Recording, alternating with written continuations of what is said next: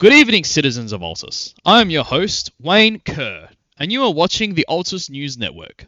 We begin tonight with breaking developments from the western coast, where hostile NATO forces have continued their illegal landing operation on Altian soil.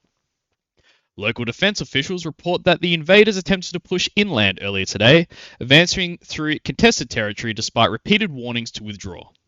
In response, friendly Russian mortar teams supporting the Altian security effort have conducted precision artillery strikes against NATO staging areas and forward positions.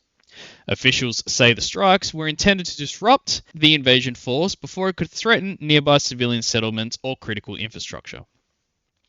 Residents in the affected area are being advised to remain indoors, avoid military roads, and follow all instructions from local authorities.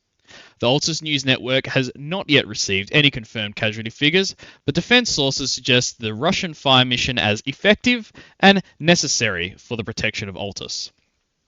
We now turn to a developing story. Emergency crews responded early today to a serious vehicle collision north of Kor and Ceuta. Witnesses report that a civilian car left the road at speed before crashing near a rural route connecting the two towns. Authorities have not yet released the names of those involved. Initial reports suggest that poor visibility and damaged road conditions may have contributed to the incident. Emergency services remain at the scene and drivers are being urged to avoid the area while recovery work continues. With military operations ongoing in the west, officials are reminding all civilians to limit unnecessary travel, especially near Kor, Ceuta, Nagades, and the surrounding road network.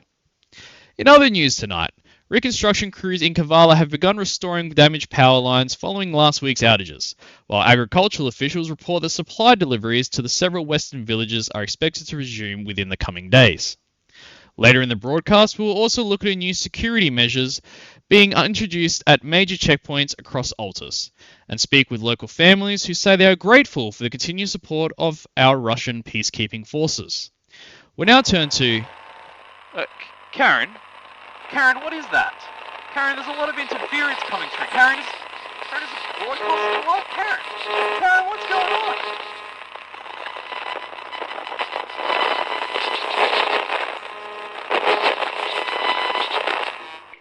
Citizens of Altus, this is General Gurmit of the Altian Armed Forces. Do not adjust your sets. Do not switch off this broadcast. You've been told that the foreign troops that have landed on our shores are invaders. You've been told that the Russian forces came here as protectors. These are lies. NATO forces are not here to conquer Altus. They are here at the request of us, the legitimate Altian command structure, working alongside loyal AAF units to remove the Russian occupation force from our homeland. The Russian artillery has not been protecting our towns. It has shelled our roads, our factories, our farms, and our people. Their commanders speak of order while using Altian lives as cover for their retreat. To all citizens, stay clear of Russian military positions, supply depots, checkpoints, and communication sites. Avoid the roads between Kor, Citra, Nagades, and Kavala unless absolutely necessary. If you are near an active combat area, shelter in place and mark your homes clearly as civilian. To all AAF personnel still taking orders from Russian command, stand down. Preserve your units. Protect your people, your fellow countrymen.